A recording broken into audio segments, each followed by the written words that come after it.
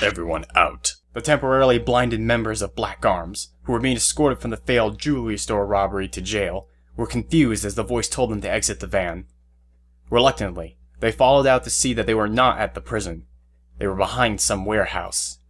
The entrances and exits were being guarded by men in suits, each one more intimidating than the next, and none more intimidating than the man before them, wearing a business suit so sharp could cut glass, skin as dark as his suit, but flecked with his salt and pepper hair and beard.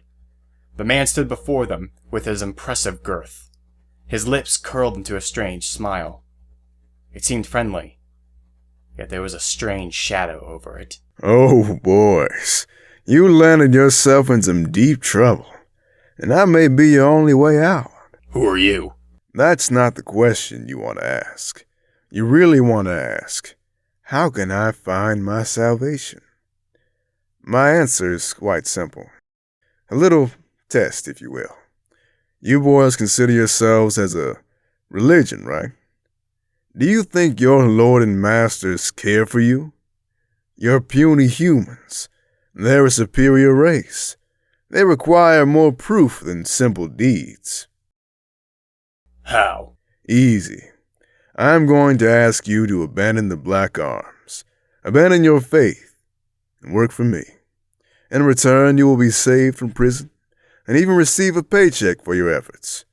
I am offering you a way out of your responsibilities. So what do you say, boys? Never. I will serve our lords with all my being. When they come down here, I will be rewarded, and you will be— Someone note this man's faith. He turned to the other men, his pistol barrel smoking. What will it be, boys? The others looked at their dead friend and nodded their heads. Yes, we'll take the job. O ye of little faith. Very well. He motioned for the men behind them to walk up with suitcases. This job will put you face to face with an old friend. The two punks who got you arrested. You want us to go after those freaks? After what they can do? Yes. But don't worry, boys. I'm giving you an edge. With this, you'll be able to take your vengeance against those two who wronged you.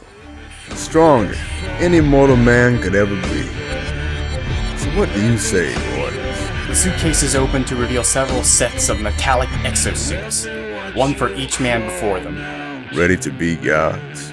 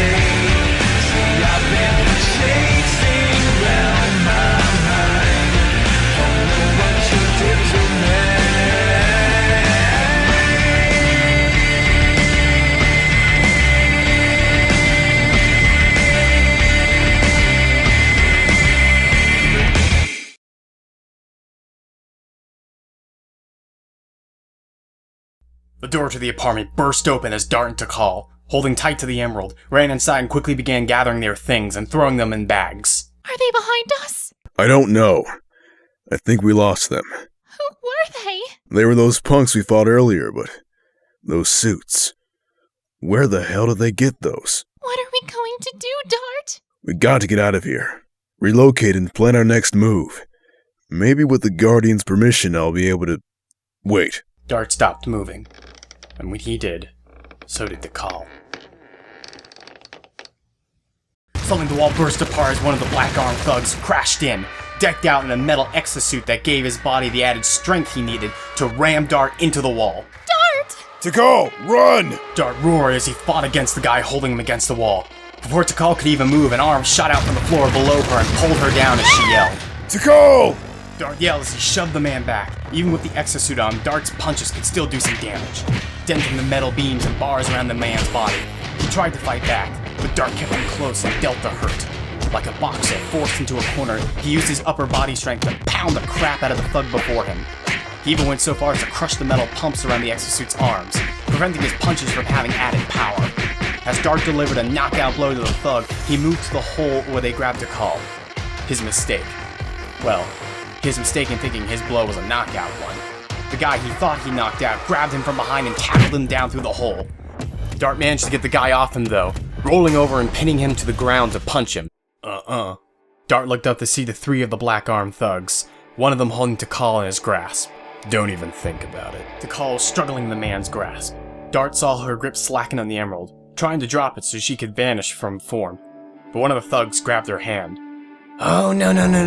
I know your game. You let go of it, you disappear. We can't have that now, can we? The thug that Dart had pinned pushed Dart off him and held him to the ground as one of the thugs rummaged through the drawers of this poor sap's house. Finally pulling out a roll of duct tape, they grabbed Tikal's hand with the emerald and wrapped the tape around it, binding her hand to the emerald. Now that's done. Do we call our new boss? Good one. Gotta thank him, though. These toys he gave us are far more useful than any gun we've had to haggle for. So, where should we take our stand? There's a courthouse across the street. Shouldn't be too hard to take control.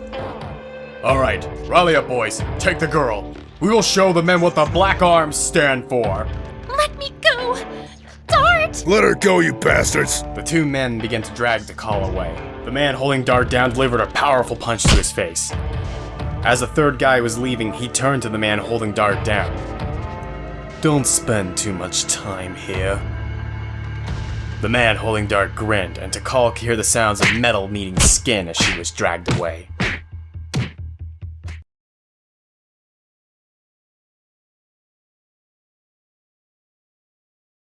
After wrapping up the tests, as well as Sam returning all the equipment back to the lab, Sam finally turned back to normal. Once he got dressed, the two of them stopped by a diner in New York to go over the results of Miles' tests, which gave Miles a great idea of his speed and limitations. He pored over them as Sam ordered his third plate of pancakes. Sam, these results are awesome. Do you remember when you outran the camera? You were moving at a 700 miles per hour. What? What? Yeah, that's what I asked. Anyway, 700 miles per hour. That's almost a sonic boom. Really? Holy crap. I would have gone faster, but I was starting to get really dizzy. 'Cause you were hungry. That's to be expected. You run faster, so you burn more. Which means you need to replenish your energy with more food. Yeah, man, I mean, I'm on my third stack. I don't even feel sick. Don't think this means you can go heavy on the junk food. It may give you energy quicker, but it could have some long-term effects. Miles turned back to his laptop and typed a bit before turning back to him. I'm bookmarking some of these pages on a runner's diet. They pale in comparison to what you need to eat, but it should give me some idea on what to put you on. I'll send you a food plan later. Sam wiped his mouth with his napkin, pushed his plate aside for a moment, and leaned over the table. Do you think that's how I turned back to normal? I got too tired? Good question. Miles looked over as Sam checked to make sure the emerald was still in his pocket. The shine wasn't as bright as before, but it was returning. The emerald there looks a little pale in color. It's either you or it's the emerald's duration. You were only transformed for a few hours, but you did do a lot of running. Maybe you could stay transformed longer if you weren't doing so much activity. But honestly, I don't know. We need to find that girl. The one who gave me this emerald. She said she would answer all my questions. And I'm gonna make sure she does. A girl wearing tribal gear shouldn't be too hard to find. Although, it is New York. Have any ideas on where to start? Nope. All I can think about is how much I need to use the bathroom right now. Be right back, and don't eat my pancakes. I'll make no promises. Miles said over his laptop. Sam rolled his eyes and retreated to the bathroom. It was a good thing, too, it was a single bathroom type of restaurant. If it was a public one, he may have been in trouble. He had finished up washing his hands when he got a slight ringing in his ear. A ring he almost dismissed for weather change. Until... Sam, help us! Sam stopped for a moment and looked around, wondering if the TV in the restaurant was playing some sort of drama. But the voice didn't sound muffled as if it came through the walls. It sounded like it was in the room. Sam, we need you. The courthouse, please. Hello? Is someone there? There was no response this time, but even then, Sam felt like he wasn't imagining that voice.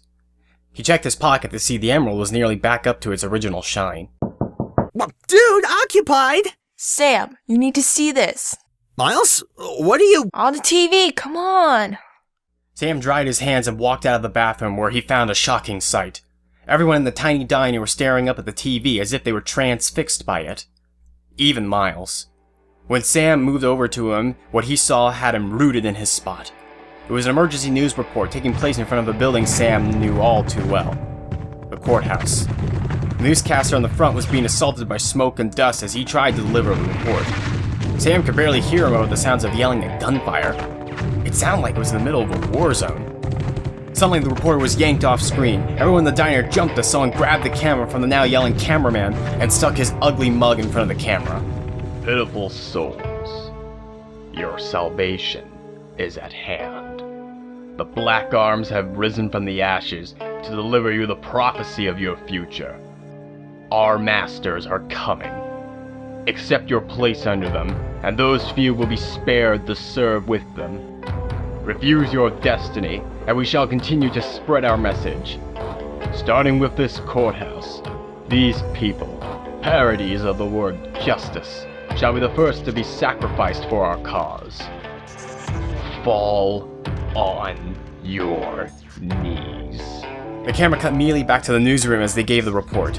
Sam was ignoring it though as he grabbed his phone in panic and began calling his mom. Sam, what are you... That's the courthouse where my mom works. I have to see if she's okay. Don't call then. Just text her something. If she's there, they will hear the phone ringing. Sam had hesitations if he even should text at all. But his worry overcame that, and he sent his mother a worried-filled text. Sam couldn't get a grasp of how long he waited as he stared at that phone. He would have said an hour, when it was more like a minute before his mom responded. She was fine. She was out to lunch when the Black Arms stormed in. It's her. She's okay. It's all okay. When Sam turned to Miles, expecting to share in his relief, what he saw instead was anger. Miles grabbed Sam and pulled him out of the diner and into the alley nearby. Whoa! Hey! Whoa! Miles, what are you doing? Okay? Everything is not okay, Sam. I'm glad your mother's safe, but things are not okay. Well, I realize that, but I just don't know what to do. That's the thing, you do know what to do. You can take them. I can take them? In case you missed it, Miles, those aren't AK-47s they're holding. They somehow have this super armor or something. And you can run so fast, you can almost make a sonic boom. I failed to see your point. Those people need you, Sam. You may be the only one who can do something. Look, you stopped the Black Arms yesterday and... Yeah, I did, but that was because... What's different about now? Because I'm scared! Sam's shout stopped Miles in his tracks. The older teenager paced for a moment before he gathered his nerve. Did you see what those guys can do now? They're walking killer machines, devotedly worshipping false gods. How am I supposed to fight that? I want to do something, but what do I do? Just run. Huh? They can't hit you if they can't catch you, right? You run faster than anyone in this whole world. Not even those guys can keep up with you. So you want to help but not get hurt? Just run. Run as fast as you can and they can't hit you. Miles seemed to be finally getting through Sam. He looked at the emerald in his pocket as the shine had finally returned to full power. This was another one of Sam's defining moments. This decision will be the moment where he goes on the path to discovering who he will be. He could either run and hide, live a relatively normal life despite all his potential powers and abilities, or he could take the emerald and fight for something bigger than himself, despite his fears. The encounter of the Black Arms yesterday was a moment of emotion, driven by the woman's plight that mirrored his own. It was not a defining circumstance, as it fell within Sam's behavior. This does not have anything for Sam. There is nothing for him to lose in this instance. And that would be his true test of character. Sam took a glance at Miles, nodded at him, and took out the emerald. Just as the light appeared before him and he became, well, Sonic the Hedgehog. Before he lost his nerve, he took off running, heading towards the courthouse. With super speed, it didn't take long to get to the courthouse, which is probably why he stopped at the edge of the street to collect his nerves. Just keep running. That's all you have to do. Just keep running. He cast one glance up at the Black Arms thug at the steps, preaching some crazy spiel about their lords and masters. Sam narrowed his large eyes, got his nerve, and began running. The guy, even with those metal pieces on, still had exposed pieces of skin where the metal didn't protect. So Sam focused all his attacks there, punching him at his side and running for a bit, spinning around and doing the same on the other side. Constant motion, never stopping. The crowd did get weirded out when the guy on the steps started yelling out in pain and flailing around. It took some time for them to notice a strange motion blur moving back and forth in a similar pattern. After weakening him down further, Sam ran even further back, shot towards him, and delivered a powerful uppercut to his jaw. The Black Arms thug arced high in the air before he crashed down the front steps, a small groan indicating unconsciousness. Sam kept his distance from him, but stopped to catch his breath, listening to the sound of something he would turn around to see as stunned silence. Officers were rooted in their spot, people were frozen where they stood, teenagers were holding their phones out and recording what they saw. Sam was, for the first time in this form, slow to respond. He didn't know what to do. Should he run? Pose? Deliver a public message? When the doors to the courthouse behind him kicked open and another Black Arms thug came out, Sam found his answer. What is going? Sam charged at the guy and tackled him back into the courthouse. As Sam was getting up though, the Black Arms thug grabbed him and threw him at one of the doors. Sam crashed through them and slid on the ground, seeing a whole group of people huddled together near the center of the room. As Sam started to get up, he noticed someone in the crowd. A girl in the strange set of clothes he mislabeled as cosplay, with an emerald taped to her hand. You? Look out! The warning came just in time as the Black Arms thug was running in. Sam flipped to his feet and moved away from him just as his arm slammed down. Everybody get out! Now! They're not going. This guy could not finish his sentences today. Sam had already began repeating his proven process of hitting the guy at super speed. As soon as the crowd began to find out the Black Arms thug was too distracted with Sam, they immediately ran for the exit. Tikal lingered behind though as she watched him move around the Black Arms thug. He stopped only after he dealt a powerful punch that knocked the thug backwards. What are you doing? I said go! I knew it. I just knew he would come here for us. Just get out of... Wait, us? At that moment, the Black Arms thug was back on his feet and had ripped the bench off the ground and threw it. Sam sped out of the way as Tikal yelped. Just go! Sam regretfully ran over to the thug, throwing punches at him so Tikal could escape. She also regretfully did just that. As soon as she got out, she did not follow the hostages outside, but instead ran for one of the offices. She rummaged through some of the drawers for something sharp and began to cut through the tape. Once she was finally out of it, she was faced with another dilemma. Dart was probably already being beaten to death right now. She could drop the emerald and go into ghost form to find him, or hold on to the emerald and try to make her way to him. With fear and concern dominating her, she set the emerald back on the desk. I'll come back for you. Please don't go anywhere. She returned to ghost form and glided out of the courthouse, rushing to the apartment they were staying at and phased through the floor they crashed into. Dart? She stopped when she phased through the wall. Dart wasn't there. The Black Arms thug that was beating him to a pulp was now on the floor. His metal exo armor was stripped away from him. It looked like Dart left a while ago. Dart? Where are you?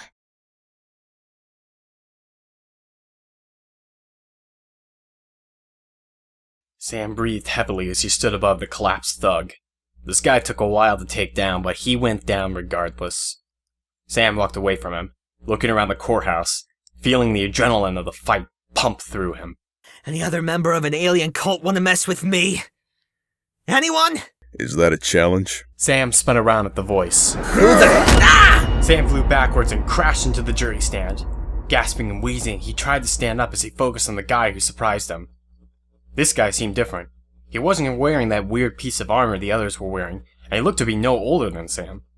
Long brown hair tied up in a ponytail, dark skin fitting of South America exposed from the sleeves of his jacket, and the undershirt he wore under it, as well as the holes of his jeans. Sloppy. For someone with super speed, I was expecting you to at least dodge the first punch. Who the hell are you? Dart. No last name. Not like you, right? Sam Suai. The punch didn't take all the air from his gut. The words did, as Sam struggled to keep his footing. How did... Wait, you're with that girl, aren't you? So, Tikal is safe. Good. You get bonus points for at least saving her, even if your little method nearly got them all killed. Method? I saved those people. Yeah? What if there were more of them? What would you do if one of them grabbed a hostage? Would you stand still or would you react? I watched you deal with those guys, and you are way too reckless to keep this up. Give me your Chaos Emerald. Now. Chaos Emeralds? Wait now, hold on. I want answers. Real answers. Not this riddle crap. I don't see the need to give answers to someone who won't need them. This power was not made to be yours. Now hand it over. Not gonna happen. That girl, Tikal, she gave me this Chaos Emerald for a reason. She knew my name and my brother's name. That's not just some random mistake. I am not giving you this Chaos Emerald. Not until I know why it was given to me. Fine. I'm perfectly fine doing it this way, too. Dart made to run over to Sam, but he was trying to match his normal speed to Sam's inhuman speed. Sam just rushed over and dealt a flurry of punches, hoping to wear him down like he did with the Black Arms thugs. The only problem was Dart wasn't slowing down. No matter how many punches he threw or where he threw them, Dart still seemed to have energy. Like his attacks weren't even phasing him. Sam decided to switch tactics. Instead of throwing smaller punches, he went for bigger ones and threw an uppercut to his jaw. However, going for bigger attacks meant Sam had to slow down a bit, and he slowed down just enough for Dart to get him. He swung his fists at Sam, nailing 2 good strikes on him before Sam ran back to put some space between them. Can't reuse the same strategy over and over. I'm not those punks lying on the ground. I'm made of sterner stuff. Dart grabbed one of the overturned benches and swung it like a baseball bat. Sam was able to dodge it, but his plan of wearing Dart down was backfired, as Sam himself was beginning to wear down. Fake, come on. When I was fast, he couldn't touch me, yet I couldn't hurt him. If I slowed down, though, for heavier hits, he'd be able to get me.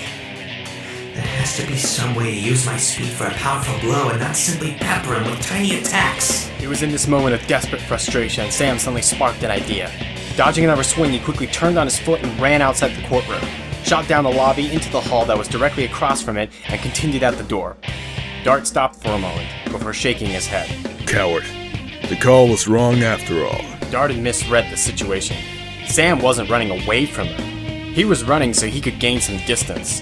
Once he was as far back as he could, he ran back to the courthouse. He pulled his fist back while at super speed and slammed it against Dart's chest. Dart flew back and crashed into the judge's podium, pieces of wood flying off from the hit as he held his chest. Anything can get hit with the right amount of force. In this case, a super speed punch to the chest should be enough to knock the wind out of you? Not bad. Dart stood back up on his feet. At least when I take you down, I can do it at full strength. Take me down? Man, you're one confident bastard if you think you can... Why are you taking your jacket off? I like this jacket. Dart threw the jacket aside. I don't want to get it ruined. You see, Sam, you're relying on that Chaos Emerald of yours to fuel you for power. Probably because you have no idea how to manifest the energy on your own. Let me show you what proper usage of the Chaos Emerald's power looks like. For a moment, Dart looked as if he was standing still. Then Sam saw a strange red aura surround him as he began to growl. Right before his eyes, Sam saw Dart's skin suddenly turn to red fur. Even the dark brown hair on his head shifted to that crimson color. His face became more feral and animal-like. Even his own body slightly increased of size. Despite being as fast as he is, amazement is what rooted Sam in his place. Standing before him was a large red animal, similar to himself, except bigger. Dart placed his large hands in his jean pockets and pulled out 2 knuckle dusters. When he slipped them on his hands, a jolt of red energy forced 2 spikes to emerge from the knuckle dusters. Holy crap. Now, Sam, shall we pick up where we left off?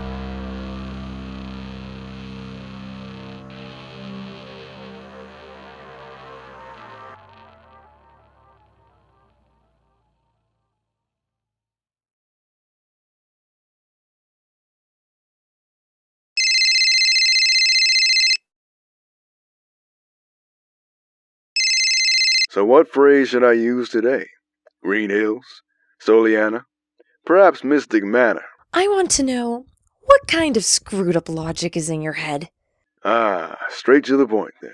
Agent, I said maintain surveillance.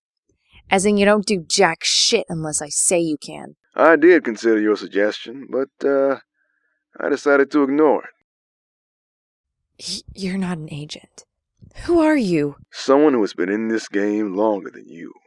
You made a move, and I made my response.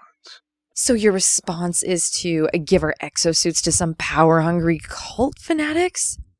How is this better? Once I explain the opportunity I just opened for you, I shall expect an apology from you later. What opportunity? Attention. I am giving you the means to give yourself attention. Think about it. A bunch of high-tech weapons get lifted by some punks while under someone else's jurisdiction. Those punks in turn lure out certain targets, and we get mass chaos on the streets. The higher-ups are furious. They don't know what to do, and they can't contain the secret any longer. Oh, but what's this? A little article from my code book.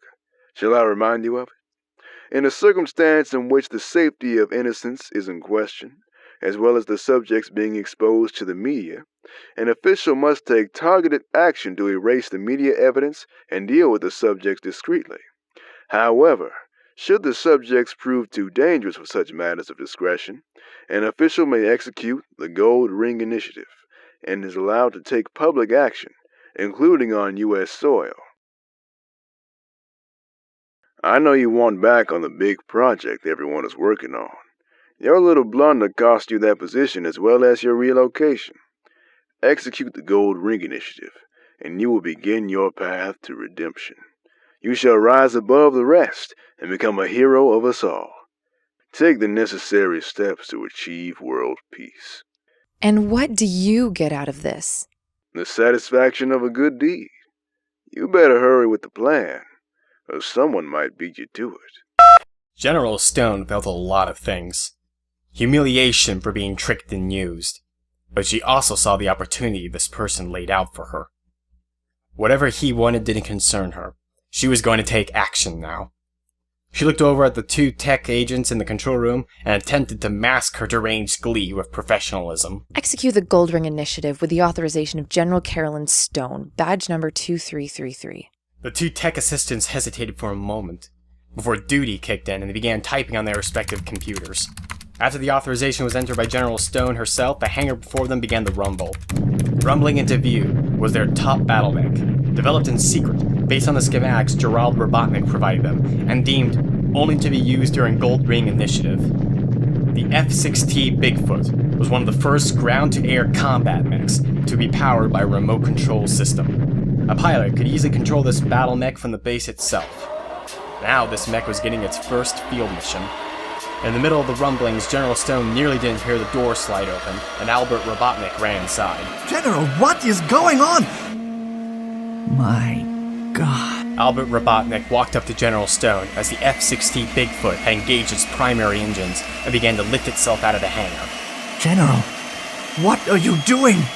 General Stone gave a confident smirk as the battle mech launched off in the direction of New York City. Taking the necessary steps to achieve world peace.